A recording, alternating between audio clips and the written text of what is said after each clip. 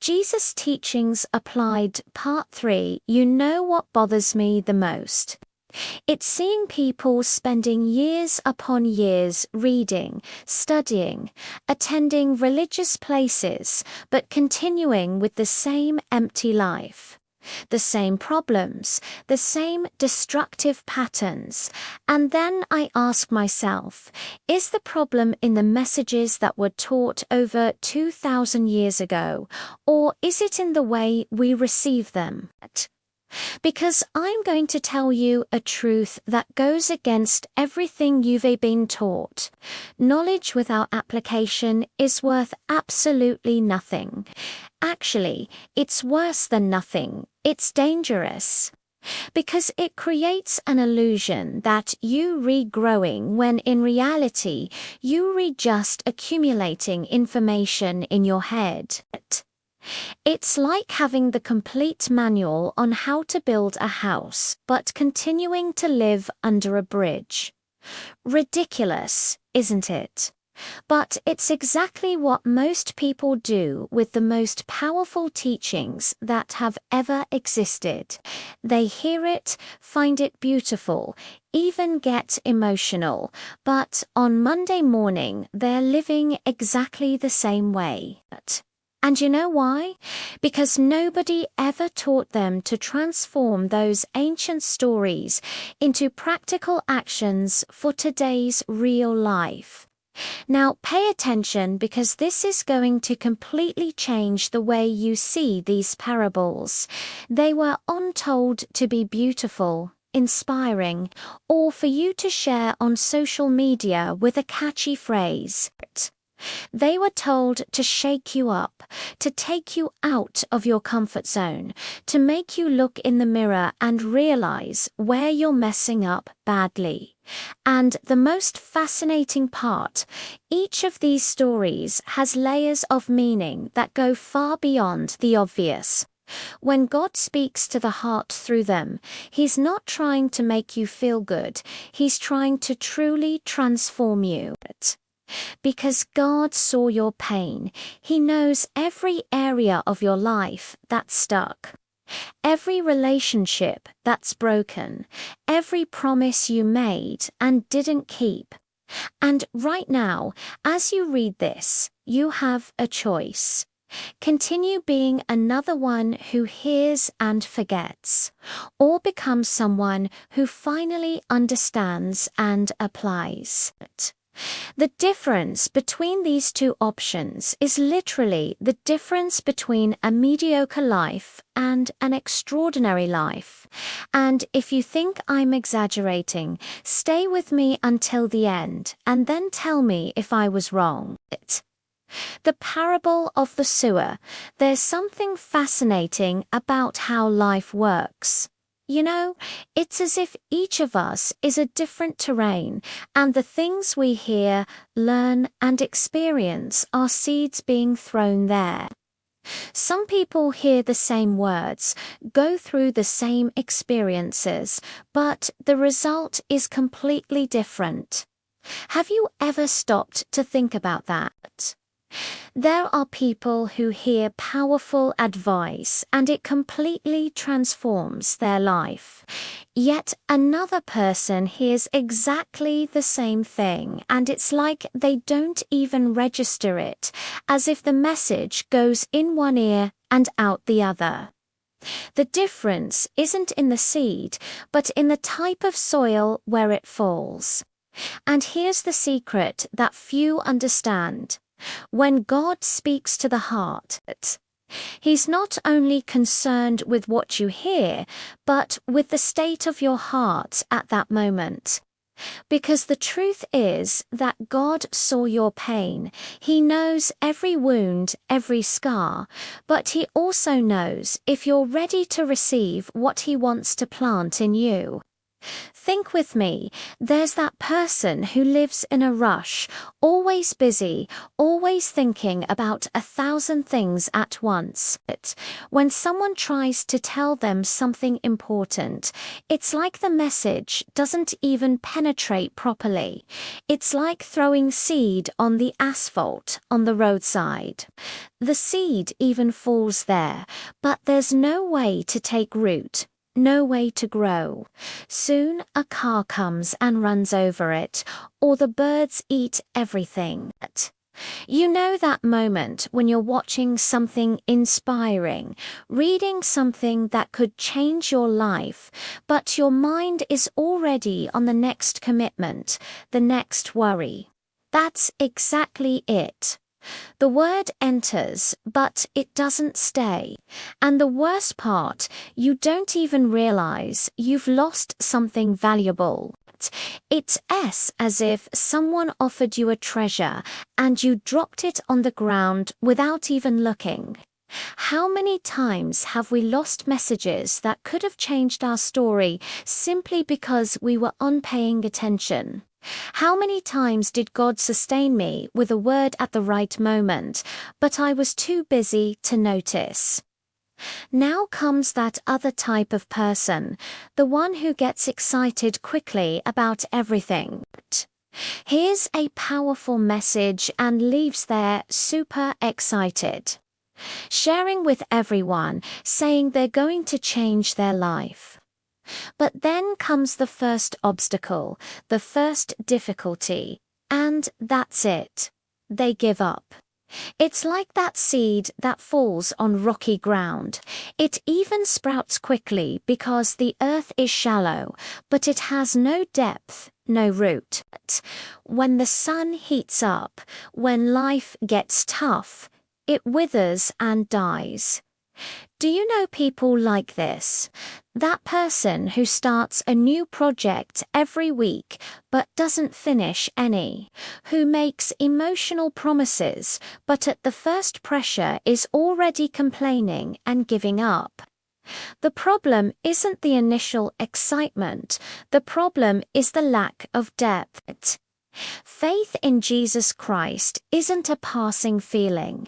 It's a decision that requires roots, that requires commitment even when everything seemed lost. Because the truth is this, when the tears that God sees begin to fall and life gets complicated, that's when you discover who really has foundation. And there's still that third type, perhaps the most dangerous of all. It's the person who receives the word, who even begins to grow, but is so worried about the things of this world that it suffocates what was being born. It's like planting in the middle of weeds, thorns. The seed sprouts, but can't grow because it's competing with 1,000 other things. The worries about money, about status, about what others will think, about accumulating more and more material things. All of this suffocates what was supposed to produce fruit. You know that person who even wants to do the right thing, but is so involved with work, with making money, with impressing others, that there's no time or energy left for what really matters. They go to church, but their mind is on business. They pray, but are thinking about the bill to pay. They read something inspiring, but are already calculating how to use it to earn more. In the end, they produce no fruit because they're trying to serve two masters at the same time. And nobody can do that. But there is hope, because you are not alone. God is with you in this battle between what matters and what distracts. And this battle leads us to understand something even deeper about value. The parable of the lost sheep. You know what's one of the hardest things to understand about how heaven works? It's the value God gives to a single person. We live in a world that thinks in numbers, in statistics, in quantity. If you have 100 followers and lose one, what's the problem? You still have 99, right? If a company has 100 employees and one resigns, life goes on normally. But when God heard your prayer, when He looks at you specifically, the math is completely different. Imagine a shepherd who has 100 sheep and realizes one got lost. What would you do? Most of us would think, well, I still have 99 here safe. I'll take care of them and wait for the lost one to show up. But that's not how it works in the kingdom of heaven. The shepherd leaves the 99 in safety and goes running after that single one that got lost. He doesn't rest until he finds it. And when he finds it, he doesn't come back complaining or saying, "Look at the trouble you gave me." No. He puts the sheep on his shoulders, full of joy, and throws a party. This messes with us because it goes against everything we learned, doesn't it? We grow up hearing that we have to be practical, rational, think about the collective, but God acts in silence in a way that our logic can't reach. He's not only concerned with those who are already saved, with those who are already doing everything right. He's actively looking for the one who got lost, the one who wandered away, the one who fell. And here's the detail that changes everything. He doesn't wait for you to come back repentant. He goes after you. Think about that child who left home rebellious, that friend who distanced themselves after a fight, that person you loved but lost contact with. If you had 100 friends and one distanced themselves, would you drop everything to go get them? Probably not. But when God speaks to the heart of someone who is lost, He moves heaven and earth to bring that person back. Because for Him, each life has infinite value, no matter how many others are already safe. Now comes the part that really shocks when this lost sheep is found. The joy in heaven is greater than for the safety of the 99 that never got lost. Wait, what? The ones who were always faithful, who never gave trouble, don't deserve more celebration. It seems unfair when you think with human logic, but it makes complete sense when you understand God's heart. The 99 are safe, they're well, they're not in danger. But that one was on the way to destruction, was vulnerable, was alone in the darkness. When it's rescued, when it comes back, it's literally a life being saved from death. That's why there's a party. Imagine receiving news that someone you love, who had been missing for months, was found alive and well. Wouldn't you throw the biggest party of your life? Wouldn't you call everyone to celebrate? That's exactly what happens in heaven when a hardened heart breaks, when someone who was lost recognizes that you are not alone. God is with you, even when you tried to run from Him. And you know what this means for you, reading this now. It means that no matter how far you went, how lost you feel, how big you think your mistakes are, God sustained me even when I didn't deserve it, and He'll do the same for you. That feeling that you disappointed everyone, that there's no turning back, that you've gone too far, it's a lie. It's just fear trying to convince you that you don't have enough value to be sought after. But the truth is that God saw your pain at this exact moment as you read this. He sees the tears that God sees when you cry alone at night. He knows every mistake, every failure, every time you promised to change and couldn't. And even so, He's coming after you, not because you deserve it, but because to Him you're worth everything. Every person is worth everything.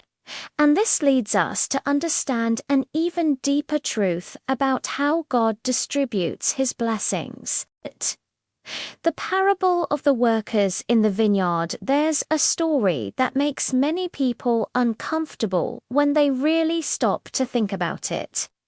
It's about the owner of a farm who went out very early, like 6 in the morning, to hire workers for his field. He agreed to pay 1 denarius per day, which was the fair wage at the time, and sent the people to work. So far, so good, nothing much. But then at 9 in the morning, he goes back to the square and sees more people standing around doing nothing. He calls those people to and says, "Go work there and I'll pay you what's fair." At noon, he does the same thing. 3 in the afternoon, same story. And now comes the shocking part. At 5 in the afternoon, with literally 1 hour left until closing time, he finds another group of people standing around and calls them to work too. When it's time to pay, he does something completely unexpected. He calls first those who worked only 1 hour and pays a full denarius to each one. Imagine the faces of those guys. They worked 1 hour and received a full day's wage. They must have thought, damn, this boss is crazy generous. But wait, the story's not over. When those who arrived first, who worked hard since 6 in the morning, under the hot sun all day, saw the last ones receiving a full denarius, they started doing the math in their heads. Okay, if these people who worked 1 hour got a full denarius, we who slaved all day are going to earn much more. Maybe 10 denarii, maybe even more. Makes sense, right? It's what anyone would think. But when it was their turn, each one received 1 denarius, exactly what had been agreed at the beginning. Done. The revolt started. They went to complain to the boss, "It's not fair." These people worked only 1 hour in the cool afternoon, and you gave them the same you gave us, who sweated all day in the hot sun. You made us equal to them. And look at the boss's response. "Friend, am I cheating you? Didn't we agree on 1 denarius? Aren't you receiving exactly what you agreed to? The money is mine, and I do what I want with it. Are you angry because I chose to be generous?" And here enters a truth that God acts in silence to teach us. Sometimes we're more concerned with what others are receiving than grateful for what we already have. This parable messes with us because it exposes something ugly we carry inside, envy disguised as a sense of justice. We want God to be just when it comes to others, but merciful when it comes to us. Think with me, that guy who did everything wrong his whole life, who hurt people, who wasted opportunities. And around 40, 50 years old, when everything seemed lost, he repents and God completely transforms his life, gives him a house, a family, restores everything. And you who always did the right thing, who always went to church, who always tried hard, look at that and think, it's not fair. I did everything right my whole life, and this guy who only messed up is being blessed like this. But wait, didn't God bless you too? Didn't you have the tranquility of living under His protection all these years? Didn't you have peace while the other was suffering the consequences of his mistakes?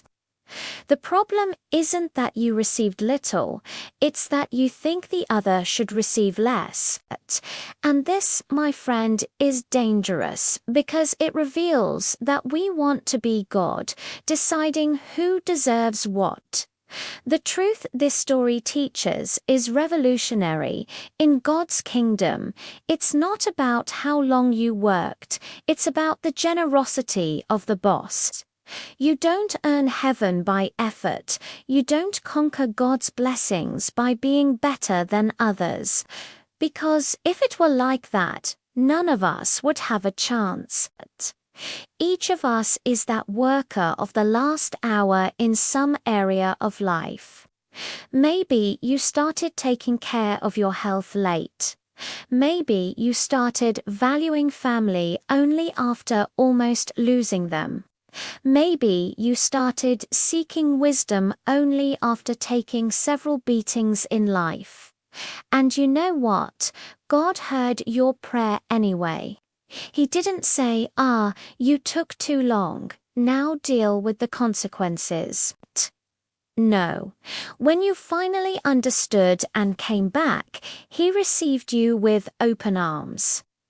Faith in Jesus Christ isn't about being perfect. It's about recognizing that you need Him. And this leads us to understand something crucial about relationships and how to treat those who hurt us. The parable of the unforgiving servant there is a question everyone has asked or at least thought about. How long do I have to forgive someone who keeps hurting me? Peter, one of Jesus' closest disciples, asked exactly this question.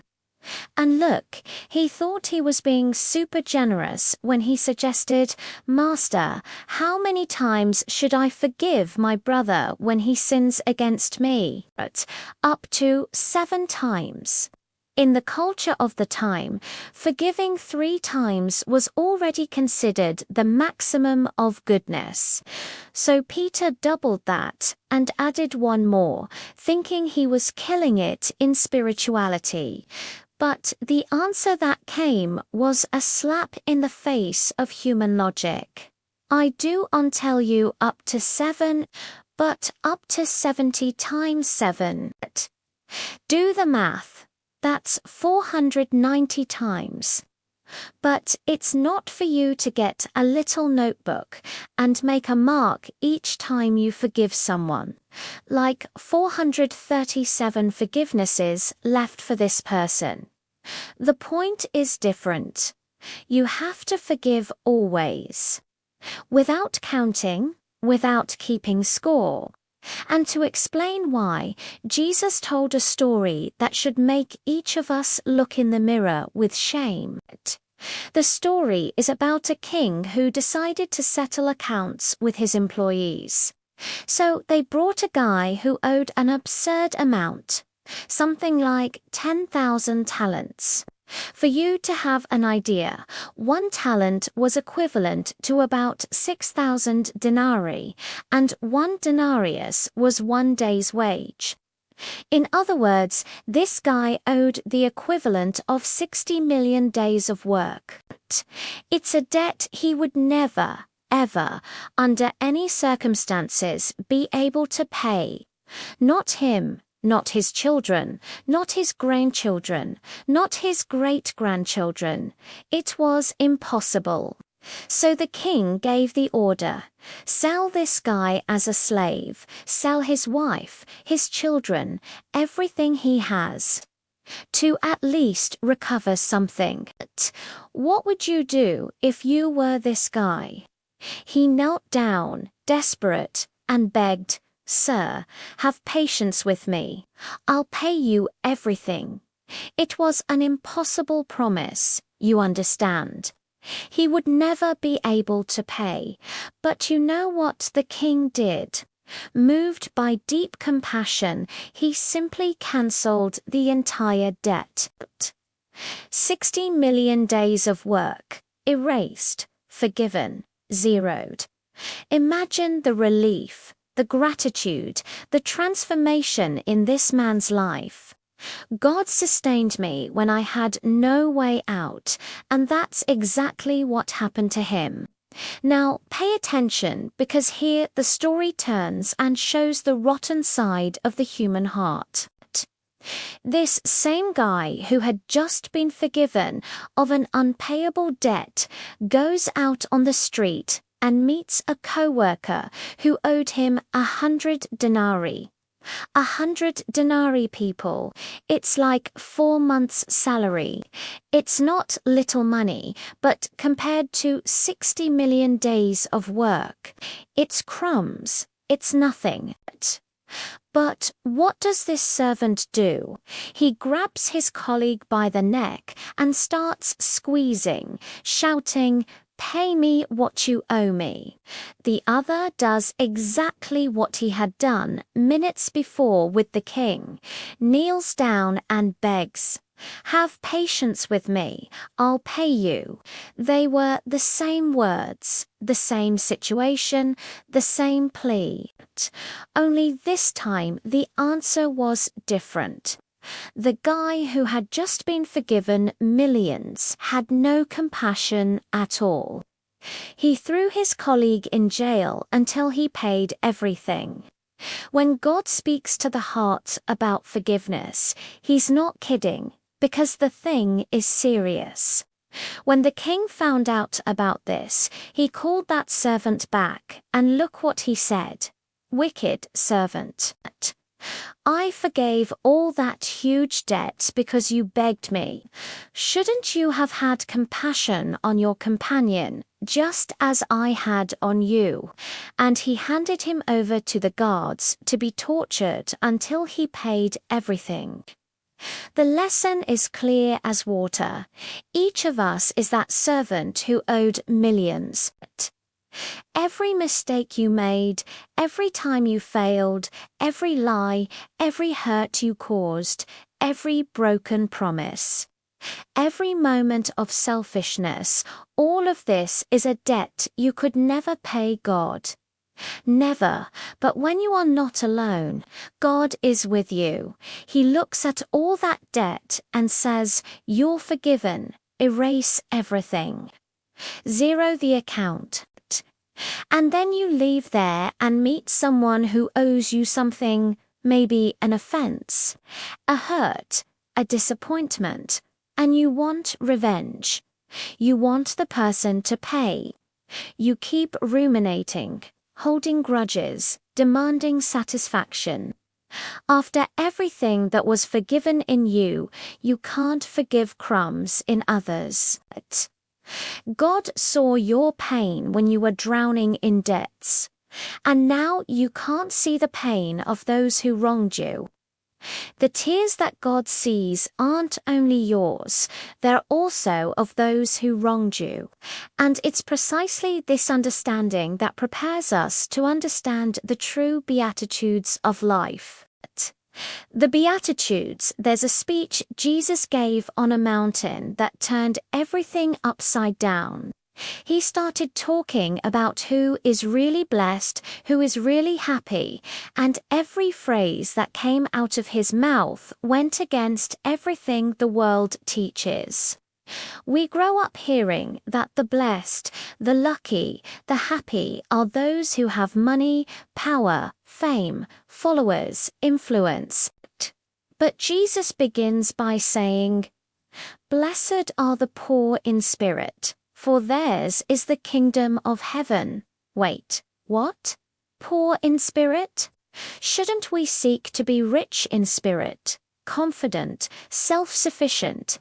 But no, he's talking about those who recognize they have nothing to offer, who are empty of pride, who know they desperately need God.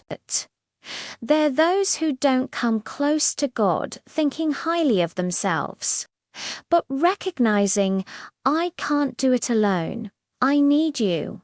And you know what the prize is? The entire kingdom of heaven. When God heard your prayer in that moment of total desperation, when you finally stopped pretending you had everything under control, that's when He could really act in your life. Then He continues, "Blessed are those who mourn, for they will be comforted." It's not that God wants you to be sad or depressed, but He's talking about those who have a sensitive heart, who break before pain, who don't become hardened by life. There are people who go through so much that they create a hard shell, become cold, insensitive.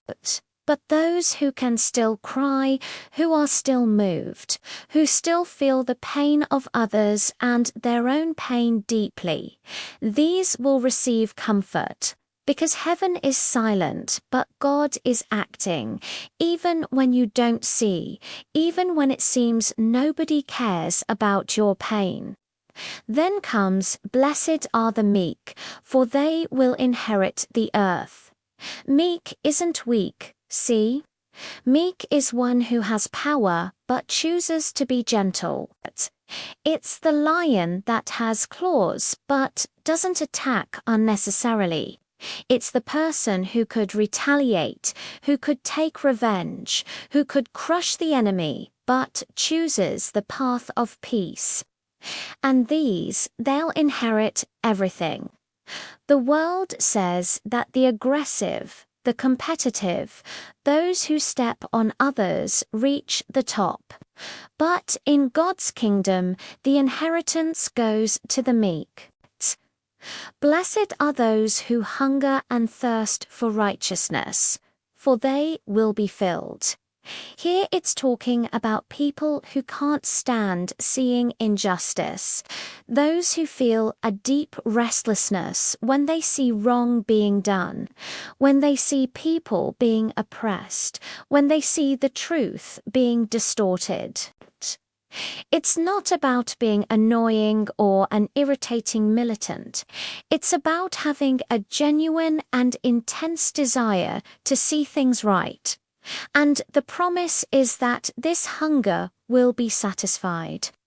Blessed are the merciful, for they will obtain mercy.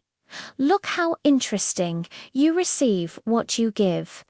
If you're hard, inflexible, without mercy with others, don't expect mercy when you fall. But if you're the one who gives second chances, who doesn't keep charging others for their mistakes, who extends a hand even when the person does undeserve it, you'll receive the same when it's your turn to need it. God sustained me with mercy when I deserved nothing, and now He expects me to do the same with others. Blessed are the pure in heart, for they will see God. It's not about being perfect, it's about being pure in intentions.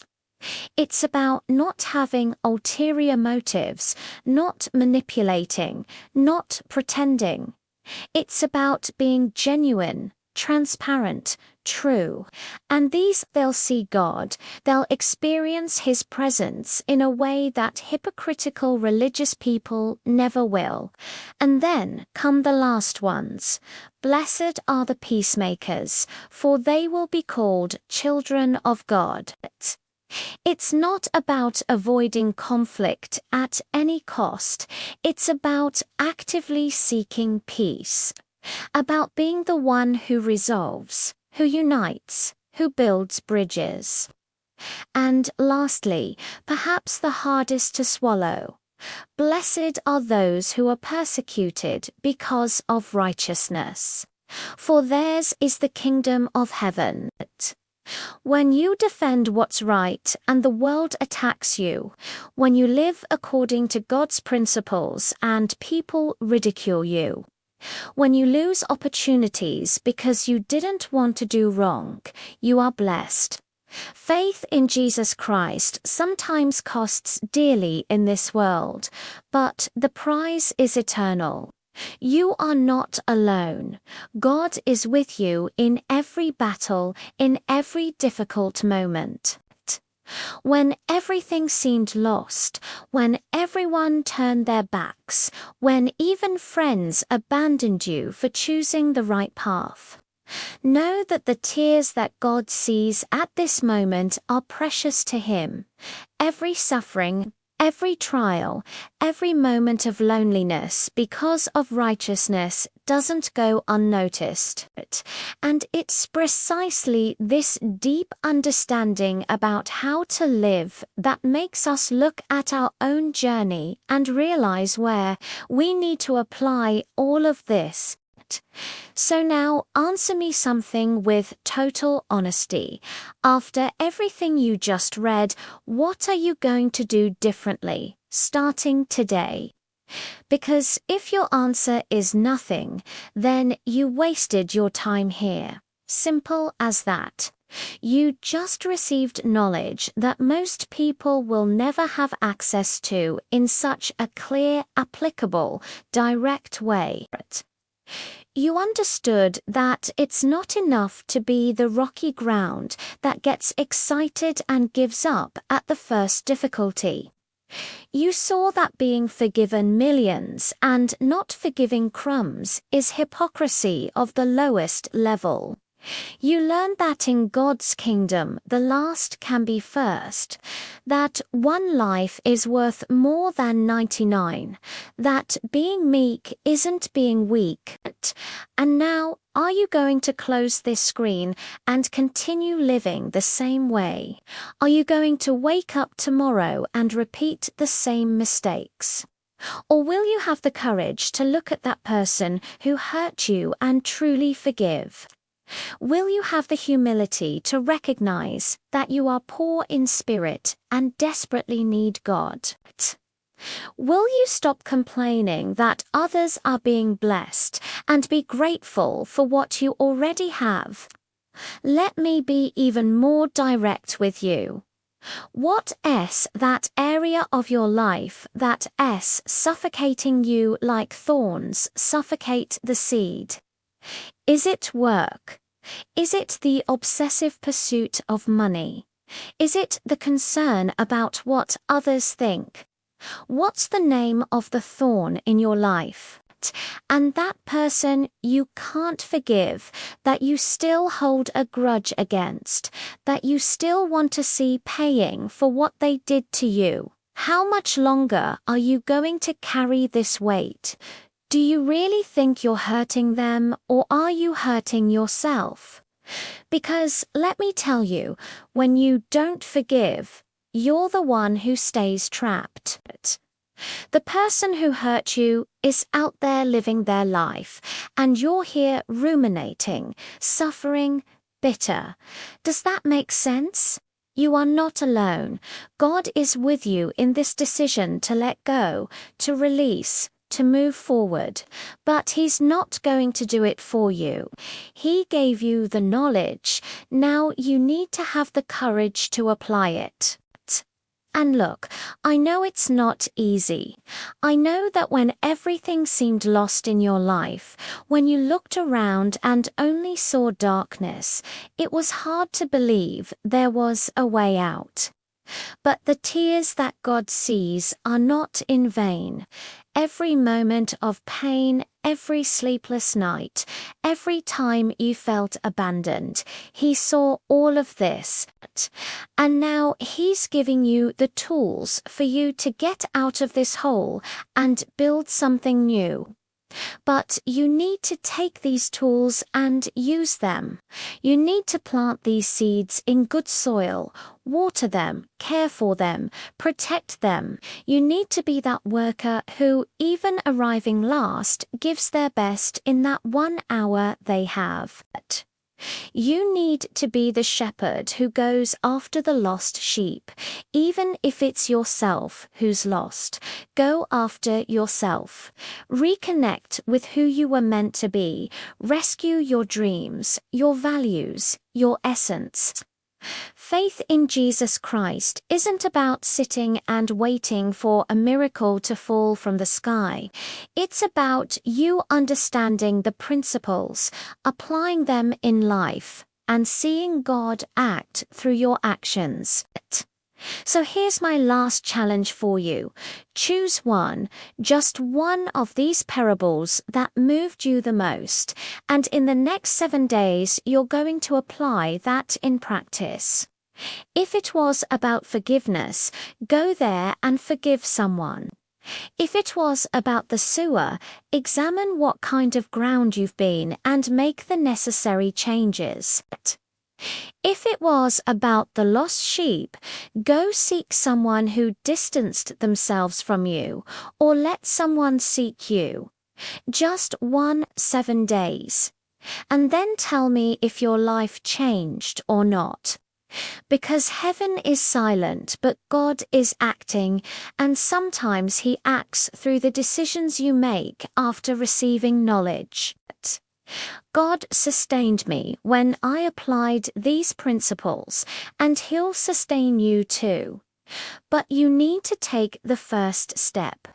And if you want to continue receiving this type of content that really transforms, that goes beyond the superficial, that challenges you to be better, then subscribe to this channel now and turn on notification bells, because I'm going to continue bringing deep, applicable knowledge that really makes a difference. The choice now is yours. Continue being just another one in the crowd, or become someone who really lives what they learn. What will it be?